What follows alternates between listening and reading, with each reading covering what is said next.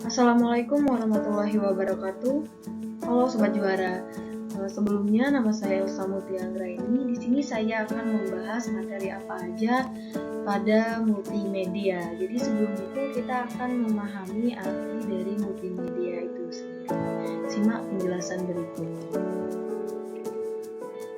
Jadi secara bahasa multimedia terdiri dari dua kata, yaitu multi yang artinya banyak dan media adalah sesuatu yang digunakan untuk menyampaikan pesan.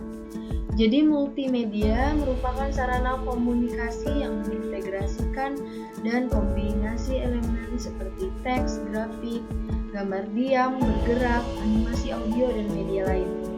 Yang kemudian elemen-elemen tersebut dapat ditampilkan, disimpan, dikirim, dan proses dengan sebuah perangkat dan software tertentu.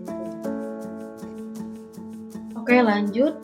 Kita akan membahas tentang skrip atau naskah, di mana naskah ini bisa dikatakan sebagai dasar sebuah cerita dalam film maupun pementasan drama teater. Oke, tulisan yang menggambarkan detail tentang apa yang akan terjadi dalam produksi, baik itu untuk film, acara televisi, animasi, presentasi, dan konten media lainnya.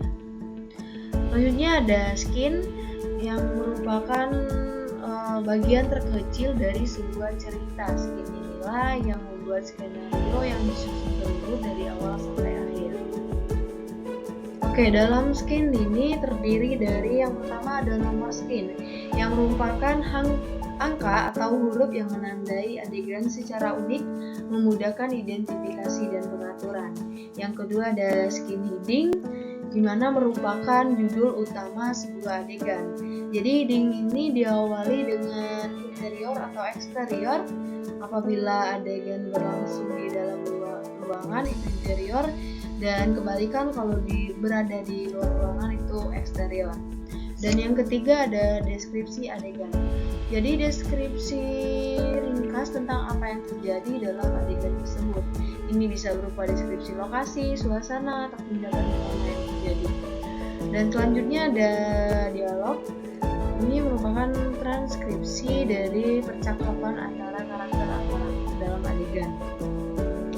Dan selanjutnya ada tindakan atau deskripsi visual.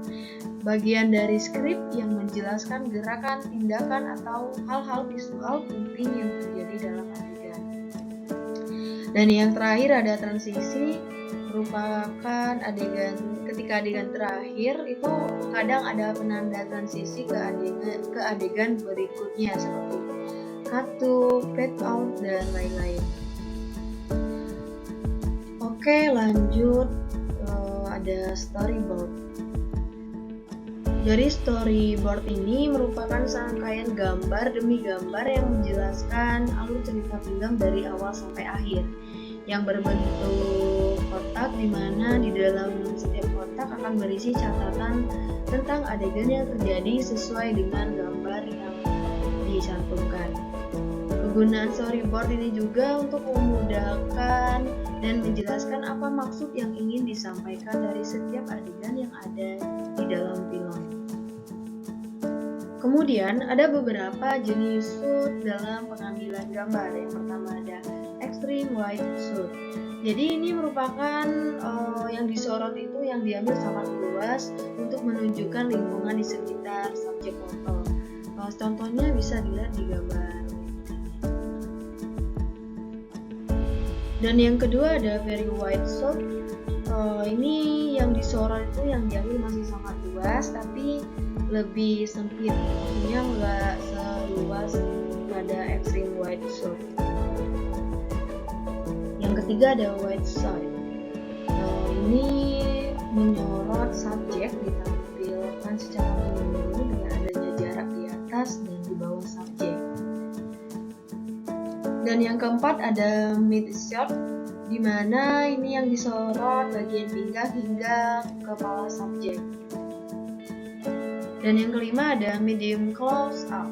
Jadi jenis shoot yang satu ini biasanya menyorot bagian dada hingga kepala subjek yang bertujuan untuk menampilkan emosi subjek. Dan yang keenam ada close up. Biasanya digunakan untuk mempertegas emosi subjek dengan menyorot bagian wajah atau kepala subjek saja. Dan yang ketujuh ada extreme close up. Jadi yang disorot ini yaitu detail pada wajah subjek seperti mata, hidung, dan mulut ditampilkan melalui extreme close up. Dan untuk melakukan pengeditan suatu video, kita menggunakan tools Adobe Premiere Pro. Simak penjelasan tentang dasar maupun fitur pada Adobe Premiere Pro berikut. Jadi Adobe Premiere Pro ini adalah sebuah perangkat lunak pengeditan video non-linear yang memungkinkan penggunaannya untuk mengedit, mengatur, dan mengelola video secara profesional. Tools ini banyak digunakan untuk membuat film, content creator, dan lain-lain. Berikut beberapa fitur-fitur pada Adobe Premiere Pro, yaitu yang pertama ada color grading, di mana fitur ini proses mengubah visual tone atau nuansa visual pada foto maupun video. Dan yang kedua ada screen edit detection. Fitur ini digunakan untuk melakukan pengeditan cuplikan video secara otomatis.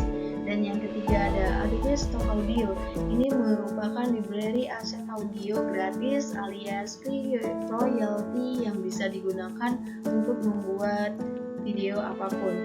Dan masih banyak fitur-fitur lainnya pada tools ini. Jadi kalian bisa langsung download aplikasi ini untuk melakukan pengeditan video. Dan ya, terima kasih yang sudah menonton dan menyimak video dari saya. Lebih dan kurang saya mohon maaf. Saya akhiri.